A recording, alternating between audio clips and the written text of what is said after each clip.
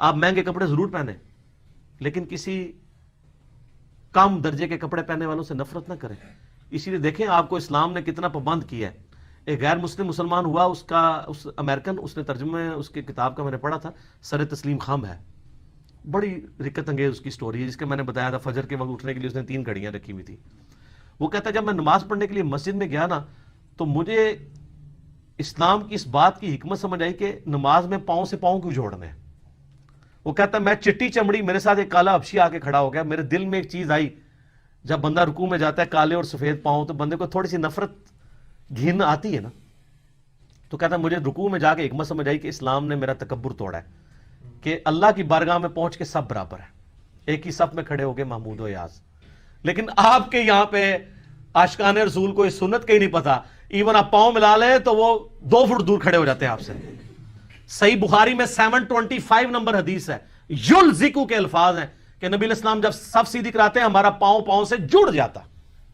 لیکن وہ اہل حدیث والا بھی نہ جوڑے, وہ اتنی زور سے جوڑتے ہیں کہ پاؤں میں درد نکل آتی ہے. جسٹ جوڑنا ہے بس, آپ کا ایک پاؤں سے پاؤں مل جائے کہ بیچ میں شیطان داخل نہ ہو, جو بخاری میں آتا ہے. تو سنتوں کی کتنی حکمتیں ہیں, ان سے محبت کریں. تو اللہ خوبصورت ہے اور خوبصورتی کو پسند فرماتا ہے. لیکن یہ ٹیشن ٹیٹ آپ ضرور رہیں, لیکن ٹیشن ٹیٹ وہ رہیں جو نبی علیہ السلام چاہتے ہیں, اپنی مرضی کا ٹیشن ٹیٹ نہیں. وہ ایک بڑی پیاری حدیث ہے, آپ سنیں گے جھوم اٹھیں گے. وہ حدیث ہے جی سنن ابی داؤد کے اندر, مسند امام احمد کے اندر, المستدرک الحاکم میں ہے. ایک صحابی تھے, ان کا نام تھا خریم الاسدی. وہ بڑے فیشنی صحابی تھے, بڑی لمبی لمبی انہوں نے لٹیں رکھی ہوئی تھی, جس طرح آپ کے ادھر پنڈی کے پاس کے ایک پیر صاحب ہیں, انہوں نے لمبے لمبے بال رکھے ہوئے, اور بڑے خوبصورت کپڑے پہنتے تھے اور زمین پہ گھسٹ رہے ہوتے تھے. تو اب لاڈلے بھی تھے, بڑے فیشن والے بھی تھے, تو نبی علیہ السلام نے ان کو ڈائریکٹ نہیں کچھ کہا.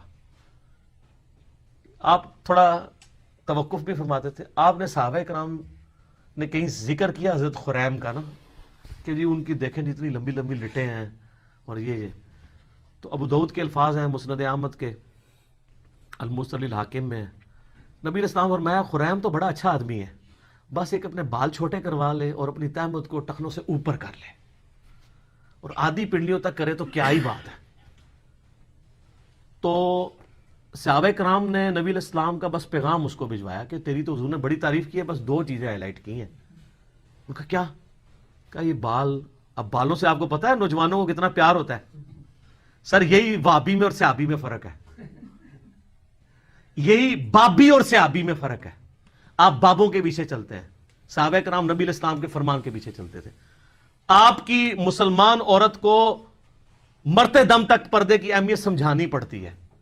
صحابیات کو ایک دفعہ پتہ چلتی تھی, وہ کہتی تھی لبیک یا رسول اللہ, یا رسول اللہ حاضر ہے جو آپ نے کہا, سمعنا واطعنا. تو حضرت خریم نے اس طرح لیا اور اپنے بال جو ہیں وہ کانوں کی لو تک کر دیے. بالوں سے کتنی نوجوانوں کو محبت ہوتی ہے, اور اپنی تہمت ٹخنوں سے اوپر کر کے آدھی پنڈلی تک لے گئے. اور صحابہ کہتے ہیں ہم نے پوری زندگی پھر ان کے نام نمے بالوں میں ان کو دیکھا ہے, اور نہ کبھی ان کی تہمت ٹخنوں سے نیچے ہوئی ہے. اور یہاں مسلمانوں سے آپ نعرے لگوا لیں جی غلامی رسول میں موت بھی قبول ہے, نعرے لگاتے ہیں نا, تو موت قبول ہے, داڑھی قبول نہیں, فجر کی نماز جماعت سے قبول نہیں, ٹخنے ننگے کرنا قبول نہیں ہے, ماں باپ مخالف ہو جاتے ہیں, پتہ نہیں کیا کیا نام رکھنے شروع کر دیتے ہیں, لوگ ہمیں کیا کہیں گے, لوگ ہمارے بارے میں باتیں کریں گے. تو سر پھر جنت آسان تو نہیں ملنی. یہ ابھی تو نہیں آپ کو پڑھایا گیا, بخاری مسلم میں حدیث ہے, تم مومن ہی نہیں ہو سکتے جب تک کہ میں تمہیں تمہارے ماں باپ, تمہارے بیوی بچوں, سب لوگوں سے بڑھ کر عزیز نہ ہو جاؤں. اور بخاری مسلم میں حدیث ہے ایمان کی علاوت اس نے چکھی جس کو اللہ اور اس کا محبوب صلی اللہ علیہ وآلہ وسلم دنیا میں سب سے بڑھ کر محبوب ہو جائے. اس میں اللہ از دا ٹاپ پرائرٹی کی بات ہو رہی ہے, صرف محبت کی نہیں. آپ نے معاشرے سے آر محسوس, اور سر یہ دنیا دار جو معاشرہ ہے اس کی تو کتے کی اوقات نہیں ہے. میں آپ کو ڈنکے کی چوٹ پہ یہ کہتا ہوں, ڈاکٹر ذاکر نائک کو آپ دیکھتے نہیں ہیں, کدھر کدھر ان سے بڑے کو فورم پہ جا سکتا ہے, وہ کہتا ہے میں کوئی بہت بڑا افسر ہوں. تیری کیا اوقات ہے, تجھے تو ایک محلے کے لوگ بھی نہیں جانتے. دنیا کے سارے بر اعظموں میں جاتا ہے, یورپ میں جاتا ہے, امریکہ میں جاتا ہے, سر سلام ہے, پینٹ دیکھیں کدھر ہوتی ہے آدھی پنڈلی تک. آپ کے مولویوں کو اس کی ٹائی نظر آ رہی ہوتی ہے، پینٹ نہیں نظر آ رہی ہوتی، حالانکہ ٹائی کا اسلام اور غیر اسلام سے کوئی تعلق ہی نہیں ہے، ایک خام خواہ اس کو بیچ میں گھسیٹ دیا ہوا انہوں نے۔ ہاں سلیب لٹکانا گناہ ہے، اور یہ سلیب کا نشان نہیں ہے۔ آپ کے علماء نے واسکٹوں میں جو رومال رکھے ہوئے ہیں، یہ کیا ہے؟ یہ کون سی سنت پہ عمل کر رہے ہیں؟ اور زرگ برگ جو گونے پہنی ہوئی ہیں، خام خواہ چڑھ دوڑتے ہیں یہ ڈاکٹر ذاکر نائک، اور ڈاکٹر ذاکر نائک کے برابر ہو کے بتاؤ تم لوگ۔ تو سر کس کیا ہے؟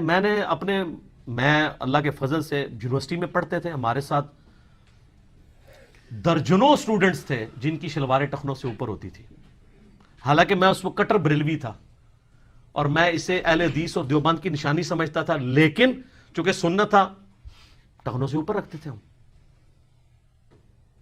آج بھی ایک بڑے آفس میں میری جس لیول کی جاب ہے، دنیا میں کم لوگ اس لیول تک جاتے ہیں۔